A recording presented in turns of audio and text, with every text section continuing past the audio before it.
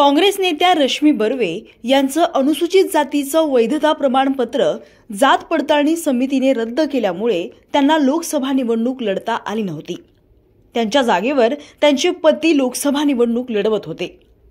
मात्र जात पडताळणी समितीचा निर्णय मंगळवारी मुंबई उच्च न्यायालयाच्या नागपूर खंडपीठाने अवैध ठरवला। तसेच रश्मी बर्वे यांना तातडीने जात वैधता प्रमाणपत्र देण्याचे आदेशही दिले। न्यायालयाने समितीला त्यांच्या बेकायदेशीर कृतीबद्दल 1 लाख रुपयांचा दंड ठोठावलाय। न्यायालयाने गेल्या 9 मे रोजी या प्रकरणावरचा निर्णय राखून ठेवला होता। दरम्यान या निर्णयानंतर त्यांनी पत्रकार परिषद घेत उपमुख्यमंत्री देवेंद्र फडणवीस यांनीच आपल्या विरोधात षडयंत्र रचल्याचा आरोप केलाय। त्या काय म्हणाल्या पाहूयात।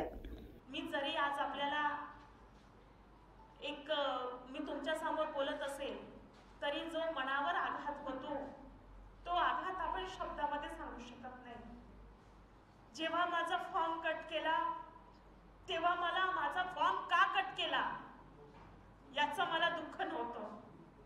माझी नेमकी जातच यांनी हरवली चोरली याचं मला दुःख होतं। आज मला मनापासून समाधान आहे। समाधान याचं आहे की आज माझी जात ही मला परत मिळाली। माझ्या ग्रामीण भागातील जनतेने जो विश्वास होता तो विश्वास आज खरा ठरला। नाहीतर कुणालाही वाटू शकते की खरंच या महिलेने खोटे नाटे कागदपत्र लावले असेल, साहजिक आहे।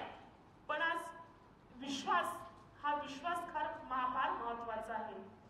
आणि मनापासून सांगते, ऑर्डर ही विधानसभेच्या तोंडावर मला मिळेल आणि फक्त ऑर्डरच मिळाली नाही तर ज्या अधिकाऱ्यांनी जी व्हॅलिडिटीची समिती आहे त्यांनी दबावामध्ये येऊन पक्षाच्या दबावामध्ये येऊन असल्या प्रकारचं खोटं काम केलं।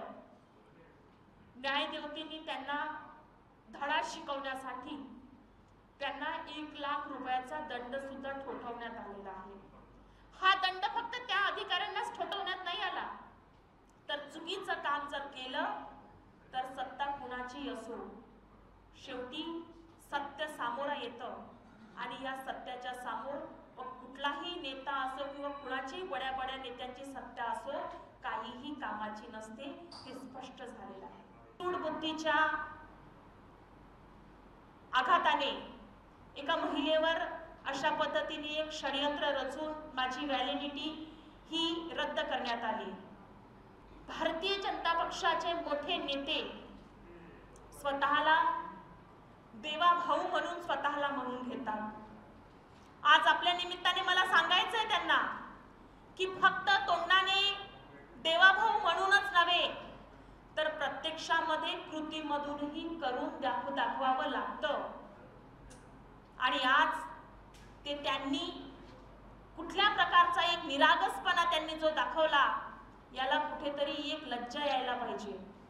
आगामी काळात विधानसभा निवडणुकीसाठी पक्ष जी जबाबदारी देईल ती मी पार पाडेन। नागपूरमधील 6ही विधानसभा मतदारसंघ मी पिंजून काढेन, असं रश्मी बर्वे म्हणाल्यात। त्यामुळे आता काँग्रेसमुळे भाजपची पुन्हा कोंडी होणार का हे पाहावं लागेल।